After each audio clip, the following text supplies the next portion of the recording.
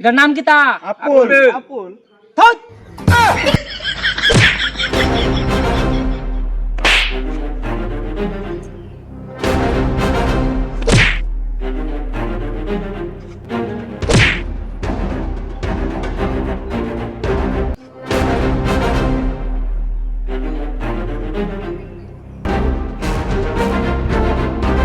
এটার নাম কি তা? আপুল। আপুল। থুত! এটার নাম আইফোন, আইফোন। ভালো করে দেখ। এটার দাম কত হইব? 10-12 হাজার। 10-12 হাজার। কত হইব? 10 কত হইব? 12। কত হইব?